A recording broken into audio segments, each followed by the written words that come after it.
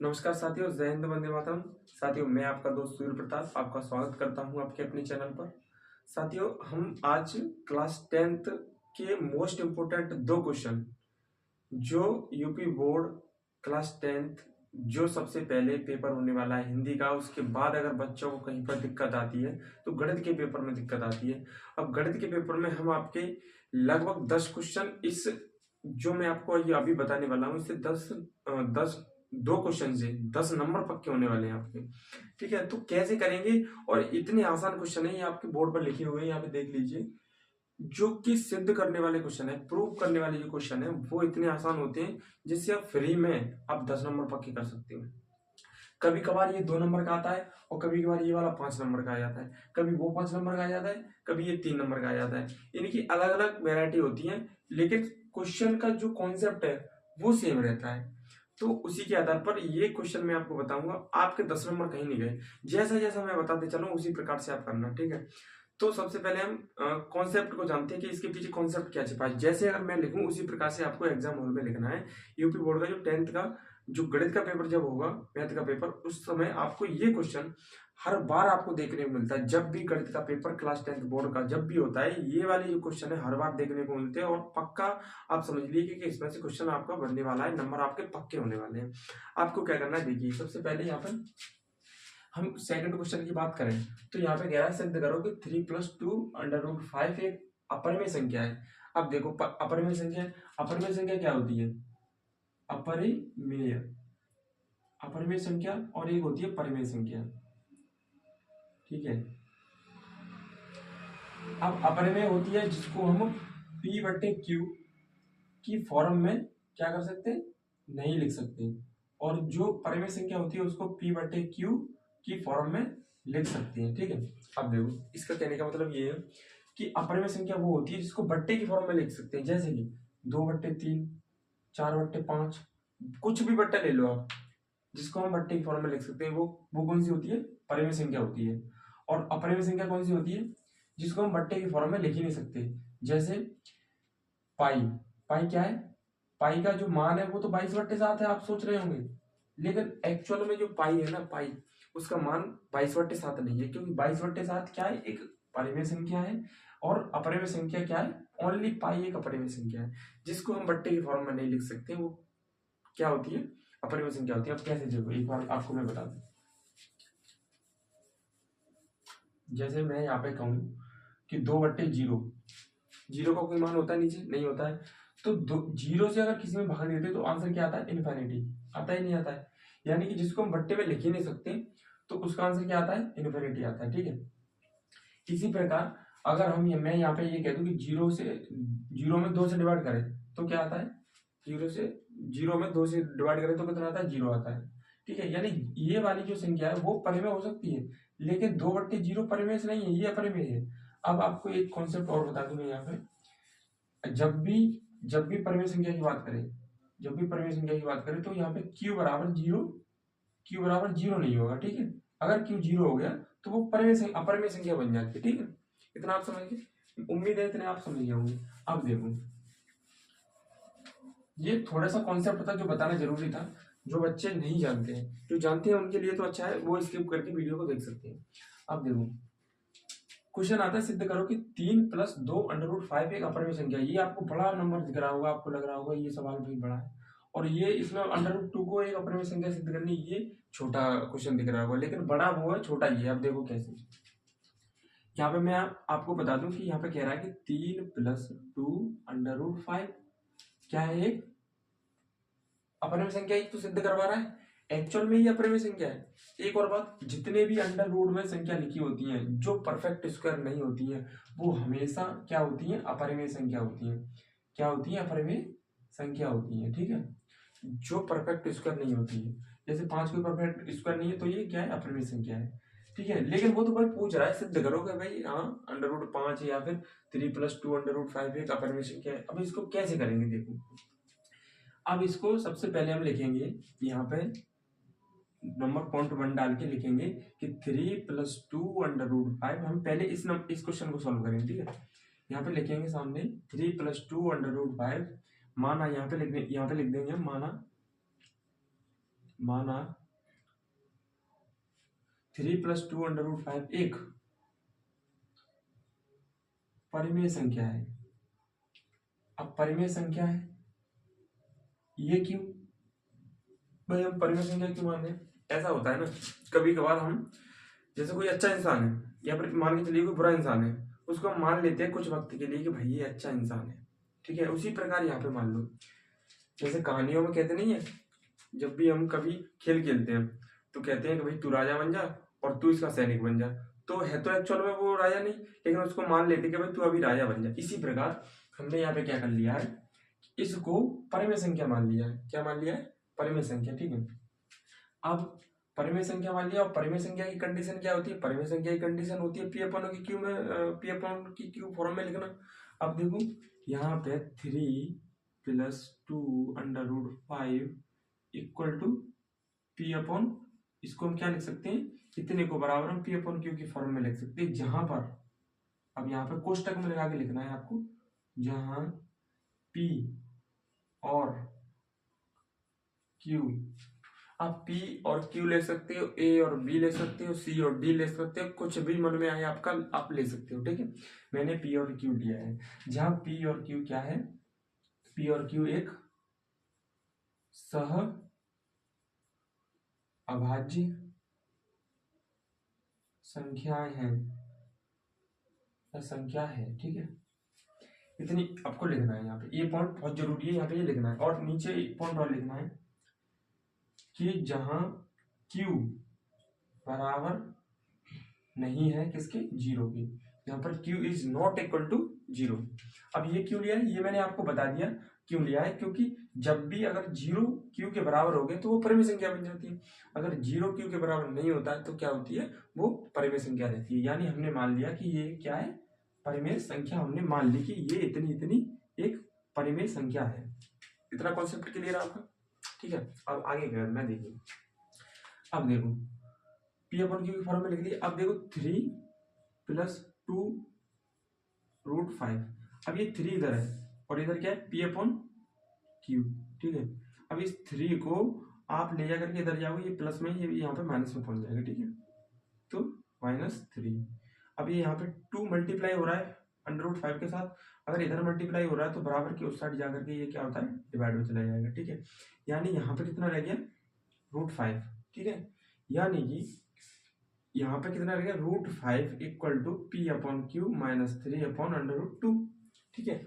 इतना आपको लिख देना है, ठीक है, और क्वेश्चन को बंद कर देना है। अब आपको यहाँ पे लिखना शुरू करना है कि √5, या फिर यहाँ पे लिख दें, हम जानते हैं कि √5 एक अपरिमेय संख्या है,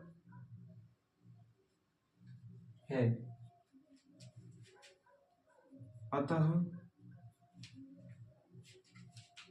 √5 P/Q की स्थिति में नहीं लिखी जा सकती, ठीक है। अब आपको पता होगा कि परिमेय संख्या के बराबर हम कर सकते हैं, कभी परिमेय संख्या को अपरिमेय संख्या के बराबर हम नहीं कर सकते। तो यहाँ पे यही कहा गया है कि हम जानते हैं कि √5 एक अपरिमेय संख्या है, अतः √5 P/Q की स्थिति में नहीं लिखी जा सकती, तथा हम यह कह सकते हैं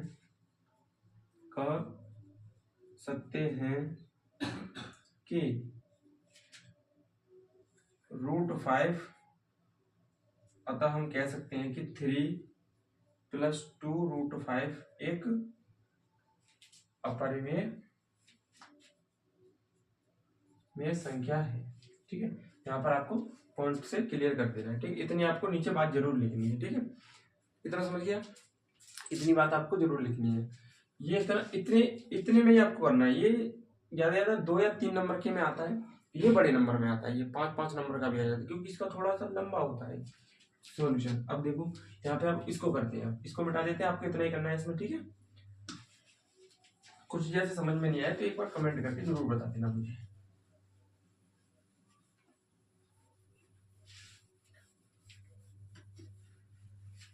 अब देखो यहाँ पर इस क्वेश्चन को करते हैं भैया, ये खतरनाक क्वेश्चन है, खतरनाक है लेकिन हमारे लिए बहुत आसान है। अब देखो कैसे करेंगे।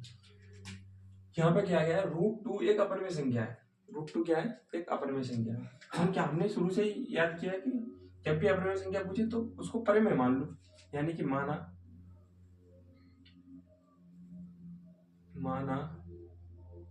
√2 एक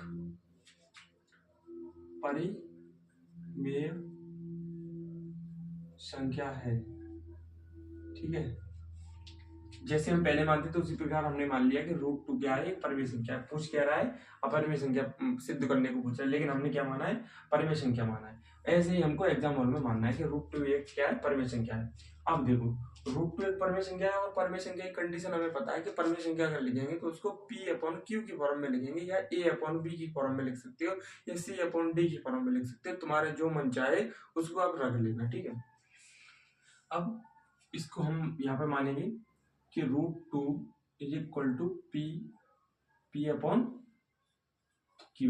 यानी √2 किसके बराबर है, P/Q के बराबर है। क्यों, क्योंकि ये परिमेय संख्या है, ठीक है, इतना समझिए। अब यहाँ पे आपको कोष्टक में लिखना है यहाँ पे कि P, जैसे हमने अभी थोड़ी देर पहले लिखा उसी प्रकार P और Q एक सहअभाज्य संख्या है। सहअभाज्य यानी को-प्राइम, PRIME, को-प्राइम का मतलब क्या होता है। अब देखो आपको एक बात अगर आपके दिमाग में अगर आई होगी तो ये आई होगी कि को-प्राइम या सहअभाज्य संख्या कौन सी होती है, तो P और Q कैसी संख्या है, सहअभाज्य यानी को-प्राइम। अब को-प्राइम क्या होता है, को-प्राइम होता है जैसे 2 और 3 के बीच में जो अभाज्य गुणनखंड होता है, गुणनखंड वो एक के अलावा कोई और नहीं होना चाहिए, यानी कि ये संख्या और ये संख्या एक के अलावा किसी और से नहीं कटनी चाहिए। अभाज्य गुणनखंड यानी कि एक के अलावा किसी और से नहीं कटनी चाहिए, ठीक है। अगर इसको एक पसंद है तो इसको भी एक ही पसंद होगा, ठीक है। ये होती है सहअभाज्य मतलब को-प्राइम यानी सहअभाज्य। जैसे यहाँ पे आप मान लो कितनी, 7 और 8, 7 और 8। अब 7 और 8 कैसी संख्या है, को-प्राइम। अब को-प्राइम कैसे, देखो 7 और 8, 7 अगर 7 को हम 1 से काटते हैं तो 8 ही 1 से ही कटेगा। अगर 7 को 2 से, अगर जैसे 8 को 2 से काटते हैं तो क्या 7 2 से कटेगा, नहीं कटेगा। यानी कि यहाँ से सबसे जो इसका जो अभाज्य गुणनखंड होगा वो 1 होगा, यानी जिस भी दो संख्या का अभाज्य गुणनखंड 1 होता है उसे हम को-प्राइम संख्या कहते हैं, ठीक है। इतना बात समझ में आएगी आपकी, समझ में आएगी। को-प्राइम समझिए क्या होता है, को-प्राइम होता है जिसका अभाज्य गुणनखंड कितना हो, 1 हो।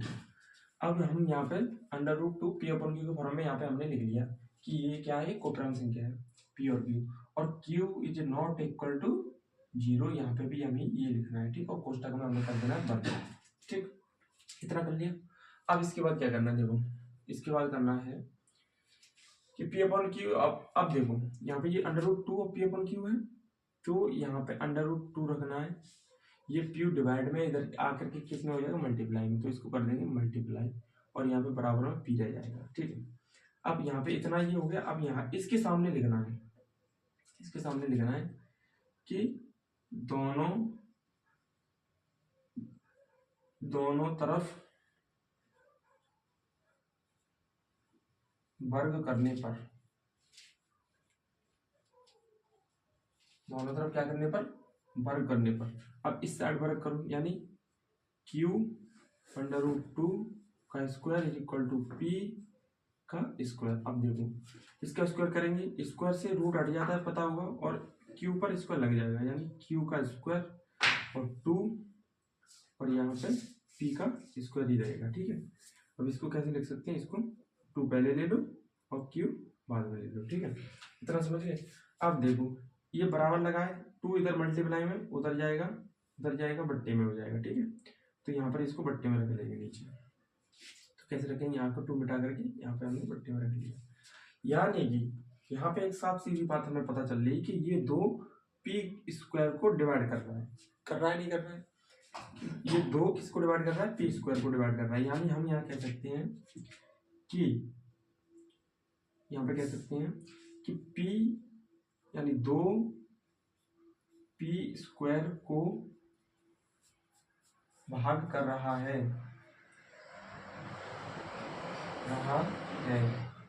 अतः पी को भी भाग करेगा।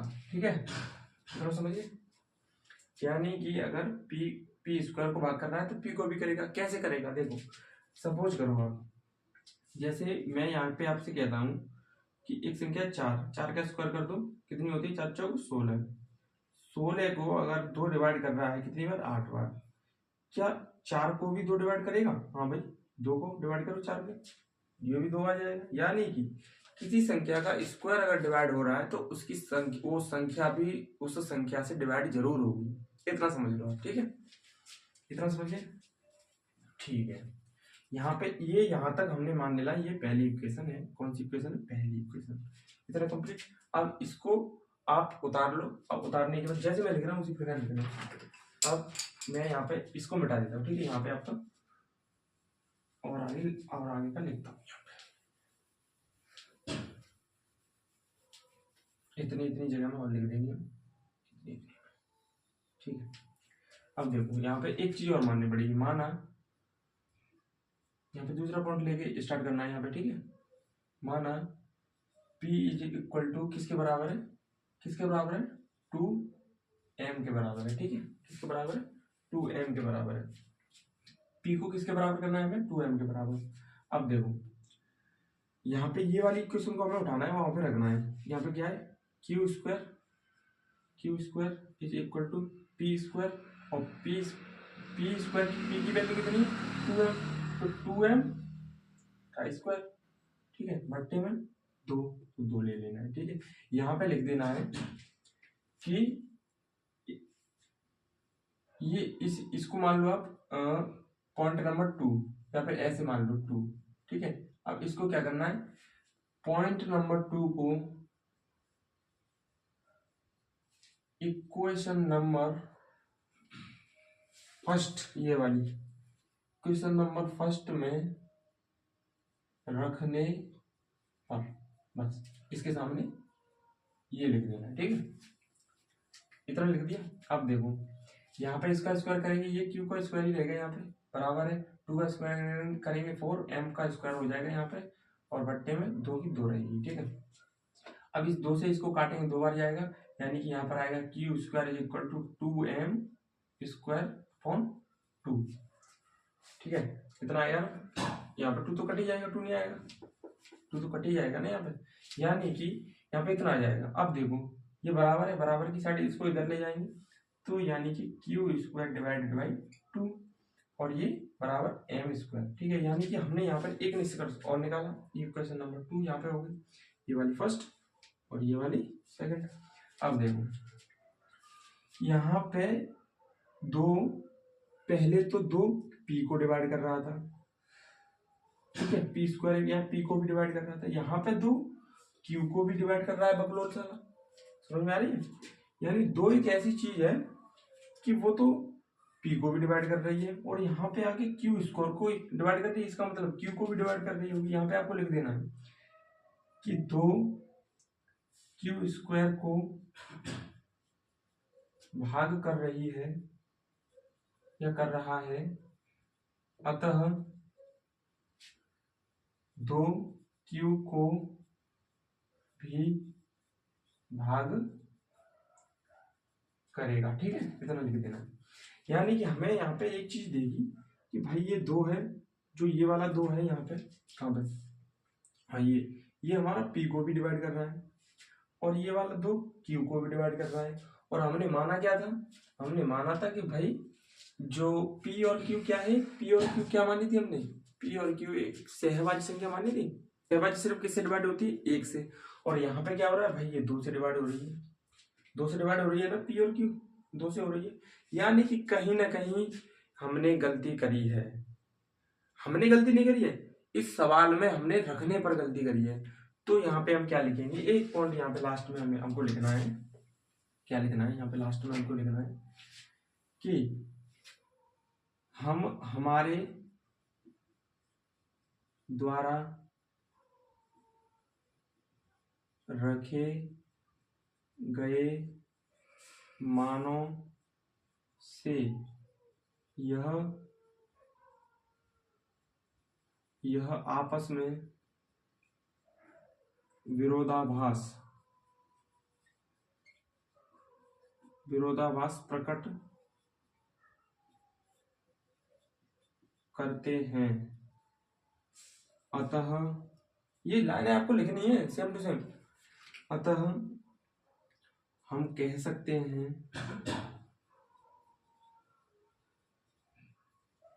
कि √2 एक क्या संख्या है, अपरिमेय संख्या है। ठीक है, इतना लंबा आपको करना होगा, बस यहां तक आपको लिख देना है। ठीक है, एक बात आपने समझी, इतना लंबा किस लिए किया, तभी आपको 5 नंबर मिलेंगे, तभी आपको 5 नंबर मिलेंगे।